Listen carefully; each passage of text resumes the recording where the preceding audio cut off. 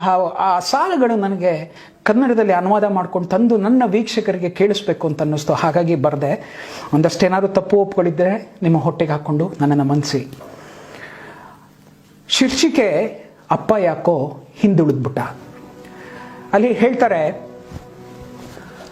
ಅಮ್ಮ 9 ತಿಂಗಳು ಹೊರ್ತಾಳೆ, ಅಪ್ಪ 25 ವರ್ಷ ಸಾಕ್ತಾರೆ. ಅಮ್ಮ 9 ತಿಂಗಳು ಹೊರ್ತಾಳೆ, ಅಪ್ಪ 25 ವರ್ಷ ಸಾಕ್ತಾರೆ. ಜೀವನದಲ್ಲಿ ಇಬ್ರು ಸಂವಾದ್ರು, ಅಪ್ಪ ಯಾಕೋ ಹಿಂದುಳಿದ್ಬಿಟ್ಟ. ಜೀತ ತಗೊಳ್ದೆ ಅಮ್ಮ ಮನೆಯಲ್ಲಿ ದುಡಿತಾಳೆ, ತನ್ನ ಜೀತನೆಲ್ಲ ಅಪ್ಪ ಮನೆಗೆ ಅಂತಾನೆ ಖರ್ಚು ಮಾಡ್ತಾನೆ. ಜೀತ ತಗೊಳ್ದೆ ಅಮ್ಮ ಮನೆಯಲ್ಲೇ ದುಡಿತಾಳೆ, ತನ್ನ ಜೀತನೆಲ್ಲ ಅಪ್ಪ ಮನೆಗೆ ಅಂತಾನೆ ಖರ್ಚು ಮಾಡ್ತಾನೆ. ಅಮ್ಮ ಅಪ್ಪ ಶ್ರಮ ಸಮವಾಗಿದ್ರು, ಅಪ್ಪ ಯಾಕೋ ಹಿಂದುಳಿದ್ಬಿಟ್ಟ. ಎಷ್ಟು ಬೇಕಾದ್ರೂ ಕೇಳೋ ಕಂದ ಅಂತ ಊಟ ಬಡಿಸೋ ಅಮ್ಮ, ಎಷ್ಟು ಬೇಕಾದ್ರೂ ಕೇಳೋ ಕಂದ ಅಂತ ಊಟ ಬಡಿಸೋ ಅಮ್ಮ, ಬೇಕಾದ್ದು ತಗೋ ಕೂಸೆ ಅಂತ ಎಲ್ಲ ಕೊಡ್ಸೋ ಅಪ್ಪ.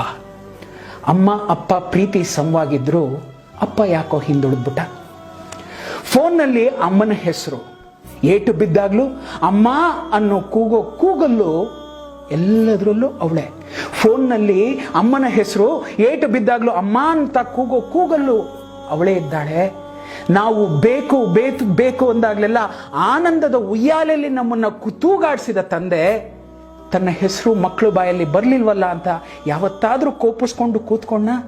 ಇಲ್ಲ. ಅಲ್ಲೂ ಕೂಡ ಅಪ್ಪ ಅಮ್ಮನ್ನ ಮುಂದೆ ಬಿಟ್ಟು ಯಾಕೋ ಹಿಂದುಳಿದ್ಬಿಟ್ಟ. ಅಮ್ಮಂಗೆ ಮಕ್ಕಳಿಗೆ ಬೀರು ತುಂಬ ಬಣ್ಣ ಬಣ್ಣದ ಬಟ್ಟೆಗಳು. ಎಷ್ಟು ಚೆನ್ನಾಗಿದೆ ಕೇಳಿ.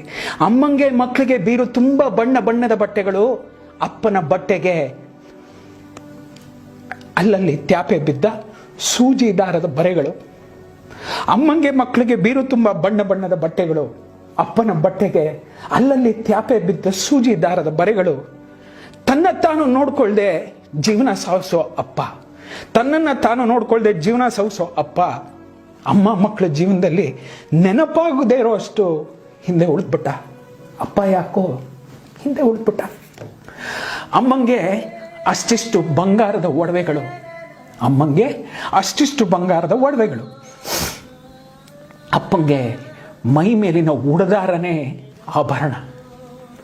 ಅಮ್ಮಂಗೆ ಅಷ್ಟಿಷ್ಟು ಬಂಗಾರದ ಒಡವೆಗಳು, ಅಪ್ಪಂಗೆ ಮೈ ಮೇಲಿನ ಉಡದಾರನೇ ಆಭರಣ. ತನ್ನ ಕುಟುಂಬಕ್ಕೋಸ್ಕರ ಎಲ್ಲ ಮಾಡಿದ್ರು ಒಂದಷ್ಟು ಗುರ್ತಲ್ಲಿ ಉಳಿಯೋ ನೆನಪಲ್ಲಿ ಕೂಡ ಅಪ್ಪ ಯಾಕೋ ಹಿಂದೆ ಉಳಿದ್ಬಿಟ್ಟ.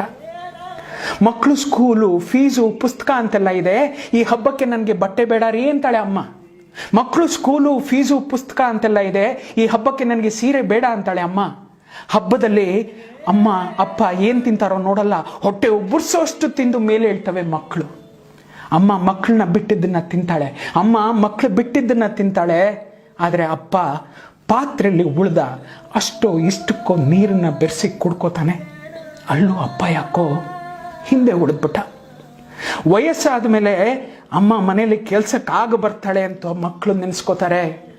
ವಯಸ್ಸಾದ ಮೇಲೆ ಅಮ್ಮ ಮನೇಲಿ ಕೆಲ್ಸಕ್ಕಾಗ ಬರ್ತಾಳೆ ಅಂತಾನೆ ಮಕ್ಕಳು ಸಾಕ್ತಾರೆ. ಆದರೆ ಅಪ್ಪ ಕಾಲು ಮುರಿದು ಕುದ್ರೆ ಅವನೇನಕ್ಕೂ ಬೇಡ, ಅನ್ನಕ್ಕೆ ದಂಡ ಭೂಮಿಗೆ ಭಾರ ಅಂತ ಮಕ್ಕಳು ಅವನನ್ನು ಹಂತ ಹಂತವಾಗಿ ಸಾಯಿಸ್ಬಿಡ್ತಾರೆ.